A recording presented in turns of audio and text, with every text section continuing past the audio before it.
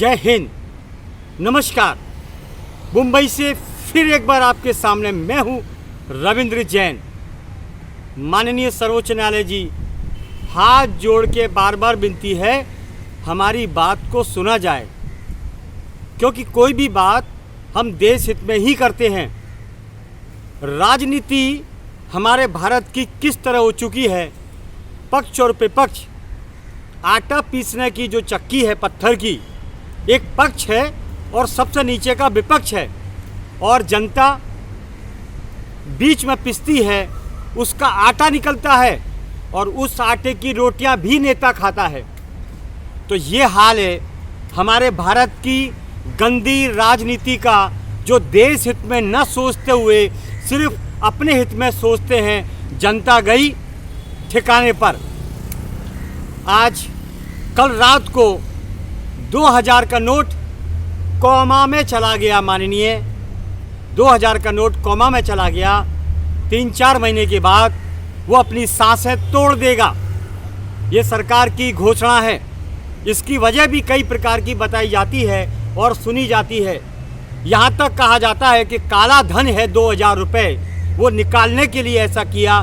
फिर दूसरा पक्ष ये भी रखा जाता है कि बाहर से, पाकिस्तान से या कहीं और से 2000 के नकली नोट भारत के अंदर आ रहे हैं।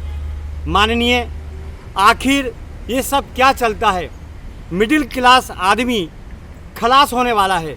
इनकी ये घटनाएं, शर्मनाक बातें सुनने में बड़ी अजीब लगती है कि 2-2 हज़ार के नोट नकली भारत के अंदर आते हैं तो एजेंसियां क्या करती है, और अचानक नोट बंद करने का फैसला लिया जाता है। तो इसका मतलब क्या है?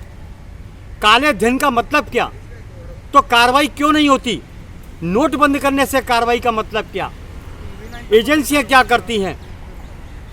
और काले कारनामे का अगर हकीकत में देखा जाए तो इसमें ज़्यादातर नेता ही शामिल हैं। बिना शासन प्रशासन की मिली भगत से न तो कोई काला कांड हो सकता है, न ही काले धन की हेरफेर हो सकती है। ये कड़वा सच है। अभी नवभारत टाइम्स की मुहिम चालू है कि अवैध फेरी वाले, अवैध कब्जे वालों को हटाया जाता है। पुलिस भी कार्रवाई करती है, बीएमसी भी कार्रवाई करती है।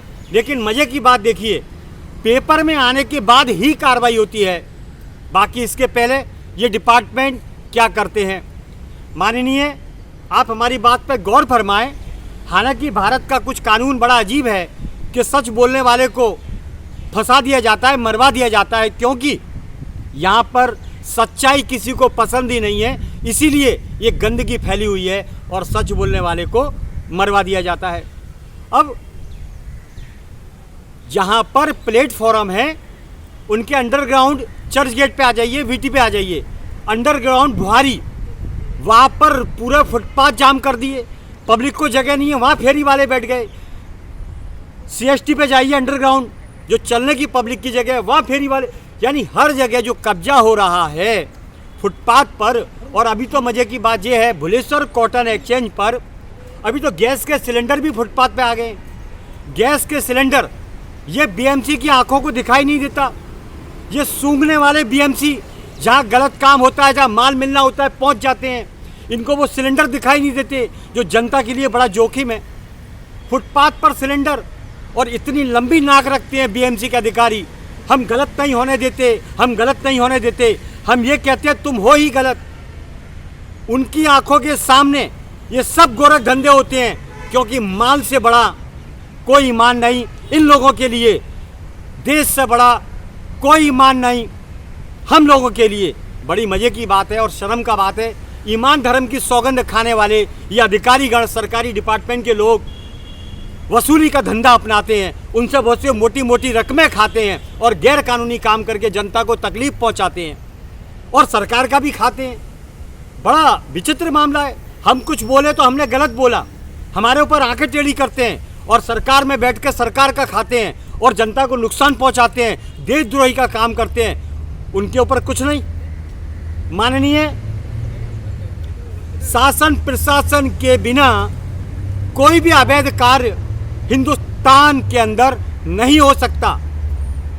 बस मैं आपसे इतना बोलना चाहता हूं, अगर ये लगाम नहीं लगाई गई नेताओं के ऊपर, तो देश वापस से मुश्किलों में खड़ा हो जाएगा। और आखिरकार जनता तो परेशान है। पुराणों में ये लिखा है कि जिस देश की जनता परेशान होती है वो देश के सितारे डूबने चालू हो जाते हैं। माननीय, जनता वैसे ही तड़पती है और तड़प रही है। आए दिन कुछ ना कुछ चलता है।